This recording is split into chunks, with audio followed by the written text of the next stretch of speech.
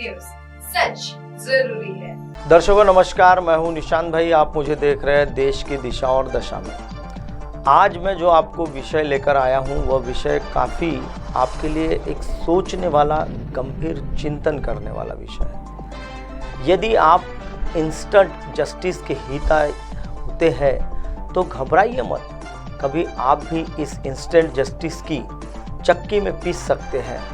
तब आपको एहसास होगा कि बचाव का एक अवसर तो मिलना ही चाहिए था। यही कुछ मामले, इस तरीके के जो मामले अभी हमने देखे हैं, मैं कई ऐसे मामले से आपको अवगत कराऊंगा और कई मामलों पर मैं अदालतों की राय क्या होती है, अदालतें क्या चाहती है, न्यायपालिका की जो व्यवस्था है वो कैसी थी।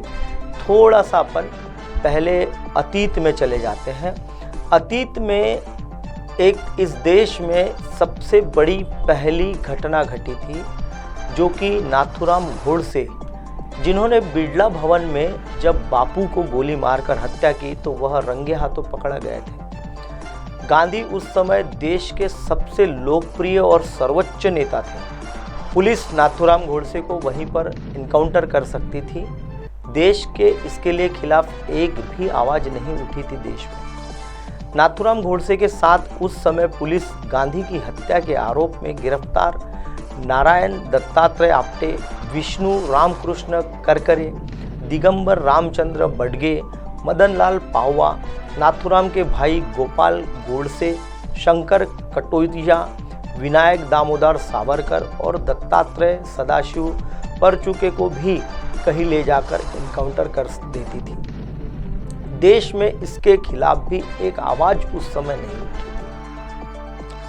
थी। मगर नाथूराम गोडसे और शेष को अपने बचाव अधिकार का पालन करने दिया गया और अदालत ने अपना पक्ष रखने दिया गया।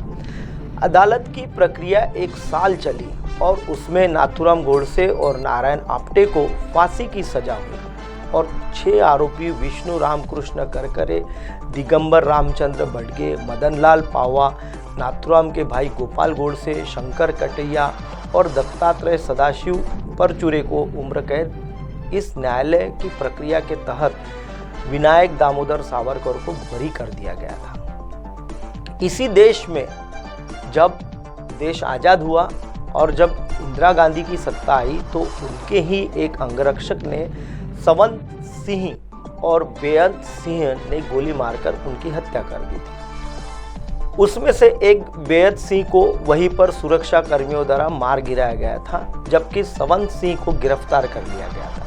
संवत सिंह ने इंदिरा गांधी के शरीर पर अपने स्टेन गन यानी स्वचालित हथियार से 30 राउंड फायर किए थे। कुल 33 गोलियों में से 30 गोलियां इंदिरा गांधी के शरीर में उतार दी थी। पुलिस चाहती तो उसका उसी समय एनकाउंटर कर देती, मगर संवत सिंह को गिरफ्तार किया गया। 5 साल तक अदालत में उसे अपना बचाव करने का अवसर दिया गया। 5 साल बाद सर्जिक शक्ता केहर सिंह के साथ संवत सिंह को फांसी की सजा सुनाई।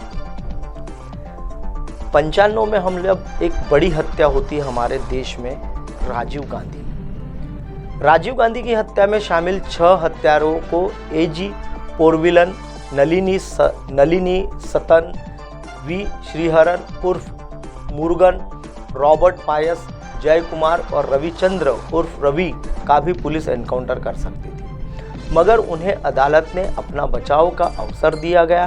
वह दोषी सिद्ध हुए, सजा काट कर आए।